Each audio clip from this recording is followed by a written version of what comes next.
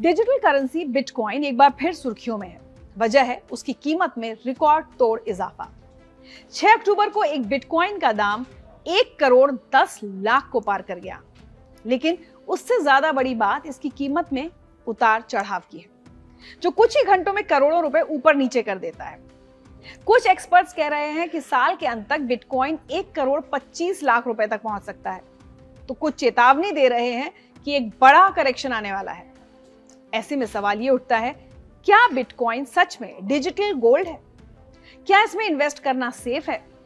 और सबसे बड़ा सवाल, बिटकॉइन और गोल्ड में से बेहतर इन्वेस्टमेंट ऑप्शन क्या है? आज हम जानेंगे बिटकॉइन का पूरा सफर, इसमें निवेश के फायदे नुकसान और इसकी तुलना हमारे पारंपरिक सोने से। सबसे पहले मैं आपको बता दूं कि बिटकॉइन की शुरुआत कैसे हुई। बड़ी इंटरेस्टिंग कहानी है, ध्यान से सुनिएगा। तो बात 2008 की है, जब दुनिया आर्थिक मंदी से जूझ रही थी, बैंकों पर से लोगों का भरोसा डगमगा रहा था। उसी दौर में सातोशी नाकामोटो नाम के एक रहस्यमयी शख्स ने एक पेपर पब्लिश किया। उसने कहा कि क्या हो अगर हम एक ऐसी करेंसी बना लें जिसे कोई सरकार, कोई बैंक कंट्रोल ना करे। इसके बाद 2009 में पहला बिटकॉइन बना और शुरुआत में इसकी कीमत लगभग 0 थी। दिलचस्प बात यह है कि आज तक कोई नहीं जानता कि सातोशी नाकामोटो असल में कौन है। एक व्यक्ति है या कोई ग्रुप या कोई कंपनी, जापानी है या अमेरिकी, ये मिस्ट्री आज भी बनी हुई है। सातोशी के पास लगभग 10 लाख बिटकॉइन है, जिनकी कीमत आज हजारों करोड़ रुपए है। लेकिन उन्होंने कभी एक भी बिटकॉइन नहीं बेचा। आपको बिटकॉइन से जुड़ी एक मजेदार बात बताती हूँ। एक बार कुछ लोगों ने मजाक में 10,000 बिटकॉइन से पिज्जा मंगवाया था। 22 मई 2010 को अमेरिका के फ्लोरिडा में लाज़लो नाम के एक शख्स ने सिर्फ 2 पिज्जा के लिए 10,000 बिटकॉइन दे दिए थे। आज उसकी कीमत 5,000 करोड़ रुपए से भी ज्यादा होगी। इसलिए क्रिप्टो कम्युनिटी में 22 मई को बिटकॉइन पिज्जा डे के रूप में सेलिब्रेट किया जाता है। समय के साथ बिटकॉइन की कहानी और रोमांचक होती गई। 2011 में इसकी कीमत 80 रुपए पहुंची, फिर 2013 में 80,000 रुपए को पार कर गई। लोग हैरान थे कि ये क्या चीज है जो इतनी तेजी से बढ़ रही है। लेकिन इस बीच कई उतार चढ़ाव आए। 2013 में ही माउंट गॉक्स नाम का सबसे बड़ा बिटकॉइन एक्सचेंज हैक हो गया और लाखों बिटकॉइन चोरी हो गए। लोगों का भरोसा हिल गया। फिर 2017 में तो बिटकॉइन ने इतनी लंबी छलांग लगाई कि 16 लाख रुपए के करीब पहुंच गया। मीडिया में हर तरफ बिटकॉइन की चर्चा होने लगी। मतलब घर घर में हर कोई पूछने लगा कि ये बिटकॉइन क्या है, हमें भी लेना चाहिए क्या? लेकिन प्रकृति का एक नियम है, जो चीजें जितनी तेजी से ऊपर जाती हैं, वो कभी कभी उतनी ही तेजी से नीचे भी आ जाती हैं। 2018 में बिटकॉइन करीब 2.5 लाख रुपए तक गिर गया। जिन्होंने बढ़े हुए दाम पर खरीदा था, वो अपना सर पीट रहे थे। फिर 2020-21 में कोरोना काल के दौरान एक नई रैली शुरू हुई। टेस्ला के सीईओ एलन मस्क ने बिटकॉइन में $1.5 बिलियन यानी करीब 12,000 करोड़ रुपए इन्वेस्ट किए। माइक्रो स्ट्रैटेजी, स्क्वायर जैसी बड़ी बड़ी कंपनियां बिटकॉइन खरीदने लगी। 2021 में बिटकॉइन ने अपना ऑल टाइम हाई 57 लाख रुपए के पार देखा। लेकिन फिर से क्रैश आया और 2022 में ये 13 लाख रुपए तक गिर गया। मतलब साफ है कि बिटकॉइन अब भी भरोसे का सौदा नहीं लगता। अब जरा समझते हैं कि बिटकॉइन काम कैसे करता है। मान लीजिए आप अपने दोस्त को 1,000 रुपए भेजना चाहते हैं। नॉर्मल तरीके से आप बैंक के जरिए भेजेंगे, बैंक बीच में होगा जो इस ट्रांजैक्शन को वेरीफाई करेगा। लेकिन बिटकॉइन में कोई बीच वाला नहीं है। बिटकॉइन ब्लॉकचेन टेक्नोलॉजी पर काम करता है। ये एक डिजिटल बही खाता है जहां सभी ट्रांजैक्शंस रिकॉर्ड होते हैं। ये बही खाता हजारों कंप्यूटर्स पर कॉपी होता है, इसलिए कोई इसे बदल नहीं सकता। जब आप कोई ट्रांजैक्शन करते हैं तो माइनर्स नाम के लोग अपने पावरफुल कंप्यूटर्स से कॉम्प्लेक्स मैथमेटिकल प्रॉब्लम सॉल्व करके उस ट्रांजैक्शन को वेरीफाई करते हैं। इसके बदले में उन्हें नए बिटकॉइन मिलते हैं। इसी प्रोसेस को माइनिंग कहते हैं। कुछ स्टडीज कहती हैं कि बिटकॉइन माइनिंग में उतनी बिजली खर्च होती है जितनी पूरे अर्जेंटीना जैसे देश में सप्लाई होती है। यह पर्यावरण से जुड़ा एक बड़ा मुद्दा है और दुनिया भर में अब बिटकॉइन को लेकर रवैया बदल रहा है। अमेरिका में कई बड़ी कंपनियां बिटकॉइन में निवेश कर रही हैं।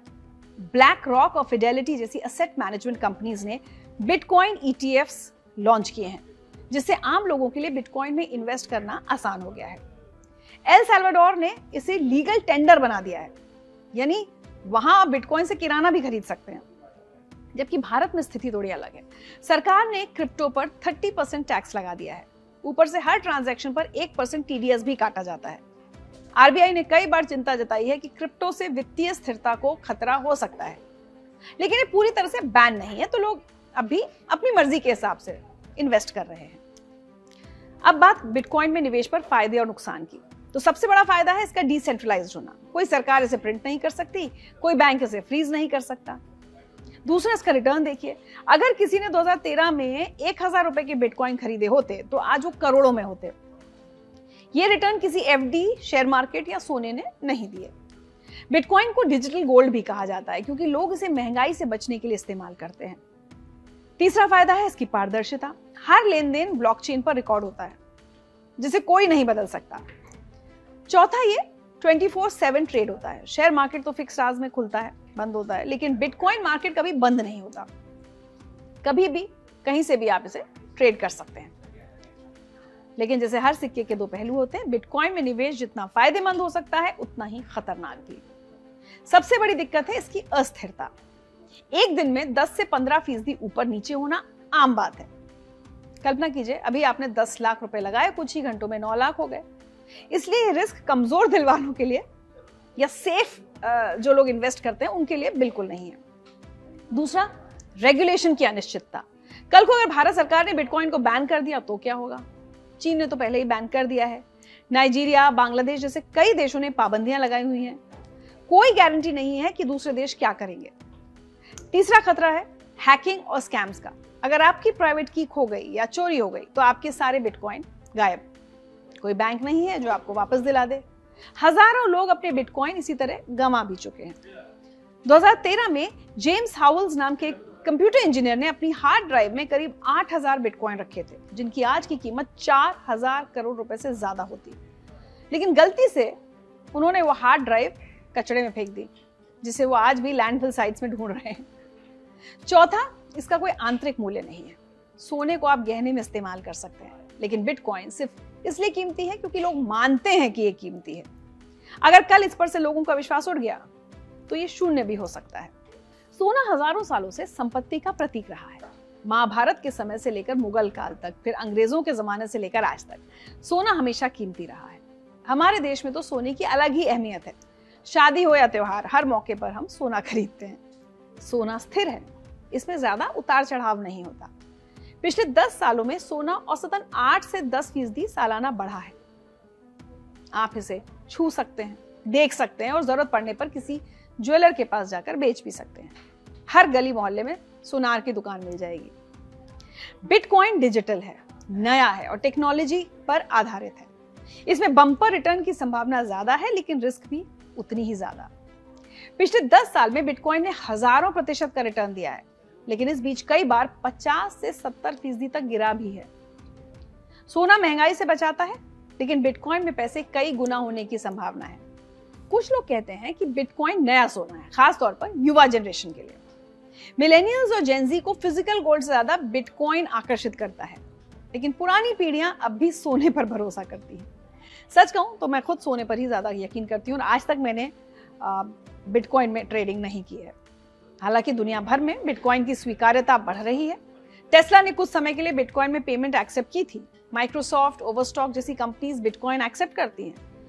कई रेस्टोरेंट, होटल्स और ऑनलाइन स्टोर्स में भी बिटकॉइन से आप पेमेंट कर सकते हैं, लेकिन भारत में ये अभी मुख्य धारा में नहीं आया है। हाँ, जो टेक सेवी लोग होते हैं या युवा जो हैं वो उसमें इन्वेस्ट कर रहे हैं, लेकिन आम आदमी अभी सोना और एफडी को ही ज्यादा तवज्जो देता है। वजीरएक्स, CoinDCX जैसे इंडियन एक्सचेंजेस पर लाखों यूजर्स हैं, लेकिन वो भारत की कुल जनसंख्या का छोटा हिस्सा है। तो बात सिर्फ एक डिजिटल कॉइन की नहीं बल्कि भरोसे की है। कभी सोने की चमक को संपत्ति का प्रतीक माना जाता था, वही आज के युवा कोड्स की लाइनों में भविष्य की कीमत देख रहे हैं। बिटकॉइन के इतिहास से पता चलता है कि दांव बड़ा लगाओगे तो मुनाफा भी बड़ा लगेगा, लेकिन गिरावट में टिके रहना हर किसी के बस की बात नहीं। तो क्या बिटकॉइन डिजिटल सोना है? शायद हाँ, अगर आपके अंदर जोखिम उठाने का हौसला है, और अगर नहीं तो पुराना सोना आज भी उतना ही सच्चा है जितना सदियों पहले था। आखिर में फैसला आपका है। आप भरोसा किस पर करते हैं? एक ऐसा सिक्का जिसे आप छू नहीं सकते, या फिर सोने की चमक पर? यही बात आपको सोचनी है अगला निवेश करने से पहले। याद रखिए, इन्वेस्टमेंट कोई जुआ नहीं है, यह आपकी मेहनत की कमाई है, इसलिए समझदारी से फैसला लें। और बिटकॉइन पर आपकी राय क्या है, यह हमें लिखकर जरूर भेजें।